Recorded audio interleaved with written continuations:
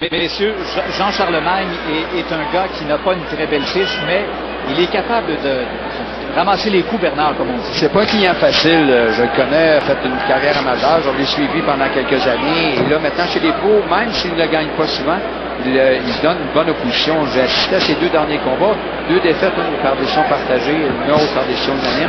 Contre Pascal Léonard, les deux fois, c'était un combat à Saint-Jérôme. Et il avait été très, très compétitif. C'était très serré comme combat. Donc, pour un jeune boxeur comme Tony Lewis, seulement 20 ans, qui vient de débuter sa carrière professionnelle, c'est un bon test. Alors, Tony Lewis qui a remporté son premier combat chez les professionnels, c'était au mois de mai dernier. D'ailleurs, il y a déjà un autre combat prévu à s'affiche prochainement. Oui, c'est ça. Il doit aller boxer en Ontario. C'est ça, le 19 juillet. On sait quand les boxeurs font des 4 rounds, ils ont 7 jours de suspension automatique, autrement dit 7 jours de repos, et ils peuvent participer à d'autres combats. Dans le cas de Lewis, la semaine prochaine, le 7 jours sera écoulé. Moi, ce qui me fait un peu peur pour Charlemagne, c'est que dans le coin de Louis, je viens d'apercevoir Ross Humber. Et on le voit très intense, Ross Humber. Il parle énormément aux boxeurs. C'est à se demander si parfois les boxeurs, à un certain moment, n'arrêtent pas de l'écouter. Ah, je crois pas. Non, faut l'écouter, Ross Humber. En plus, quand on voit la fougue de David Lemieux, c'est ça que je voulais lui dire à la fin, c'est qu'on reconnaît la fougue aussi de Ross Humber. C'est vraiment quelque chose de très communicatif chez lui. Et c'est contagieux. On a de très bons entraîneurs au Québec. On est choyés. Et l'entraîneur de Jean Charlemagne, dans le coin, c'est Sylvain Gagnon, qui a été le premier entraîneur, celui qui a débuté la carrière amateur de nul autre qu'Éric Lucas, et qui est souvent sur les équipes nationales, qui a produit de très bons boxeurs au fil des années. Et ça, c'est régulier maintenant. On a plus de 100 clubs de boxe amateurs au Québec, et des bons entraîneurs, il y en a dans presque tous les clubs. Moins d'une minute à faire à ce combat prévu en 4 rounds. Entre Tony Lewis, deuxième combat chez les professionnels. Jean Charlemagne, de son côté, lui, est à la recherche de sa deuxième victoire à son 9e combat. Et on a peut-être le temps, messieurs, de parler du combat qui devait avoir lieu entre Phil Lo Greco de Saint-Léonard et Alejandro Juarez.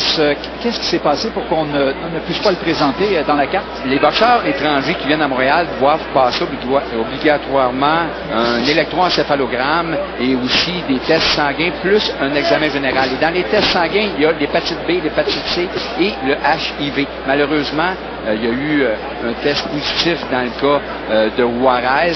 Le résultat a été connu ce matin. Il sera confirmé la semaine prochaine par Santé publique Canada et on souhaite pour lui que ce soit seulement une erreur. Malheureusement pour lui. Merci Bernard. La pause et au retour, la suite de cette soirée de boxe à Radio-Canada.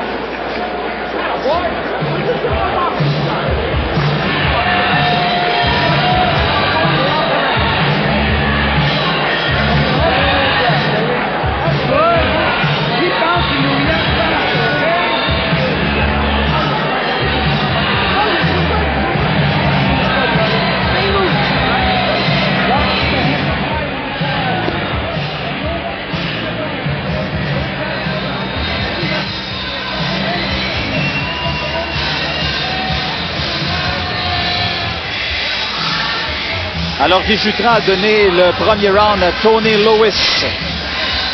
Oui, justifié quand même, parce que Tony Lewis a travaillé beaucoup plus que son adversaire, a peut-être placé les quelques coups qui ont été donnés, mais c'est lui qui les a effectivement, c'est lui qui a atteint la cible en fait. Et l'autre homme de coin, pour Tony Lewis, c'est son père, qui est aussi entraîneur de quelques boxeurs à Cornwall.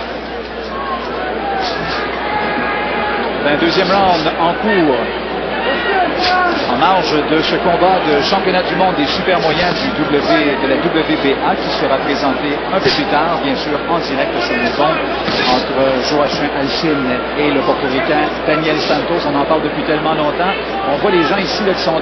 J'ai l'impression qu'on ne pense seulement qu'à ce combat-là, mais qui s'en vient. Et une belle foule ce soir au Stade Uniprix et une soirée magnifique. Signe que le monde de la boxe mène une bonne vie, parce que ça fait 2 soirs qu'on fait ça en plein air cette année avec le groupe Yvon Michel et chaque fois, c'est toujours très bien. Et 2 soirs où on est chanceux, gâtés par la nature, parce que je me souviens l'année dernière, cet orage qui avait donné toute une autre ambiance, mais une belle ambiance aussi ici au Stade Uniprix. Puis vous parliez de Guy Jutras à l'instant, il doit être content parce qu'il voit en David Lemieux vraiment un très grand, un futur très grand grand champion. On en parlait et on en parle à chaque fois qu'on voit David Lemieux sur le ring.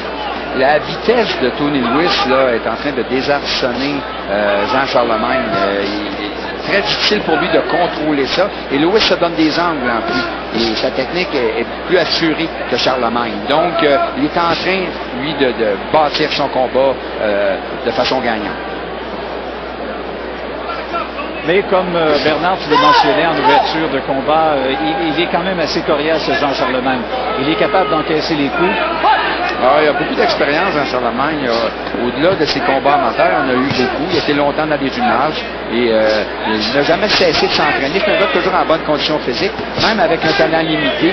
Il trouve le moyen de se rendre à tout le moins à la décision et de poser quelques problèmes à ses adversaires. J'aime bien ce qu'on voit de Tony Lewis avec cette belle variété de coups, combinaison au corps, où il atteint la cible. Et c'est difficile pour Charlemagne de se protéger dans les circonstances. Parce que ça va très vite, surtout combinaisons très rapides.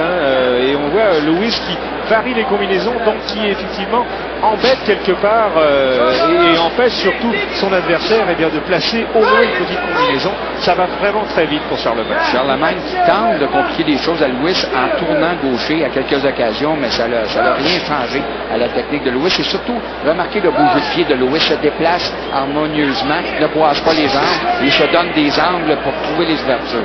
Et surtout les créer. Eh bien, il reste 30 secondes à faire à ce deuxième round. Dominé encore une fois par Tony Lewis, qui occupe les meilleurs fois, puis qui occupe bien le centre du ring, qui effectivement c'est lui en fait qui dirige le combat depuis le début et qui amène son adversaire là où il veut, en tout cas pour le moment. Et on a vu un large crochet de Charlemagne et ça lui aide pas, ça permet à l'adversaire de se déplacer de l'évier. Il a de plus en plus confiance en ses moyens, Tony Lewis. On verra comment ça va se passer au troisième round. Et silence, arrête pour la pause.